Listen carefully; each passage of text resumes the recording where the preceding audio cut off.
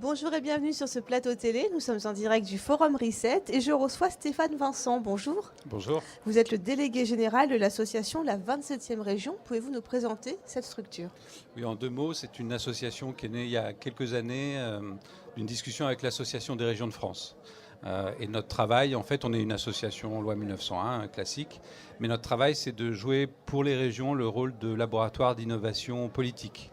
Et donc d'imaginer de nouvelles façons de concevoir des politiques publiques. Et un des enjeux notamment, c'est de remettre les habitants, les usagers dans la fabrication des politiques publiques, qui ne soient plus en bout de course, mais qui soient associés. Donc c'est beaucoup un travail, on mène des programmes de recherche-action pour promouvoir la co-conception des politiques publiques avec les habitants. Vous avez déjà pu mettre en place des bonnes pratiques? Vous avez déjà des choses concrètes, on va dire? Oui, absolument. On a mené une vingtaine d'expériences avec une dizaine de régions. Ce sont des expériences où, par exemple, on va chercher à repenser un lycée en amont de la rénovation d'un lycée avec des architectes, etc., mais en associant les lycéens, les habitants, les entreprises qui travaillent avec le lycée. Bref, l'idée, c'est que le lycée que produira l'architecte ressemble aux besoins réels des gens qui vont habiter dedans. Donc on parle de maîtrise d'usage, par exemple. C'est-à-dire on va faire rentrer les usages dans la conception. Comme ça, on n'aura pas un projet qui sera inutilisable ou qui sera dans lequel les lycéens, les professeurs se sentiront pas bien. On va construire quelque chose qui ressemblera à ce dont les gens ont besoin. Un autre exemple, c'est qu'on aide des régions ou des collectivités à se créer leur propre laboratoire pour faire ça en interne. Donc en ce moment, on aide des régions, y compris la région PACA. La région PACA a recruté une designer qui a un peu un profil de sociologue et designer. Et son boulot, c'est de remettre l'usager dans les politiques jeunesse, dans les politiques de transport, etc. Vous parliez également d'innovation.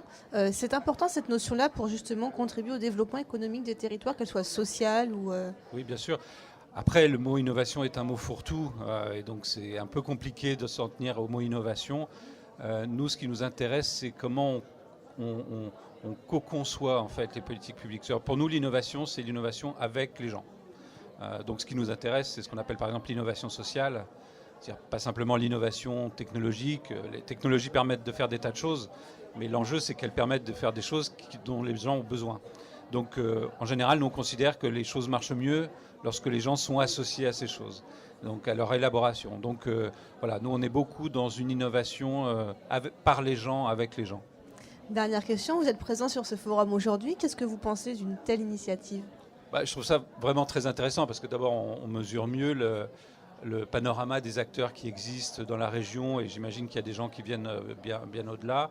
Et donc pour moi qui travaille beaucoup avec le secteur public, ça me permet de voir aussi quels sont les acteurs privés, parapublics qui existent autour des collectivités. Là on a des entrepreneurs, on a des startups, on a des projets de toute taille, et pour moi c'est précieux d'avoir un peu une vue d'ensemble de tout ce secteur.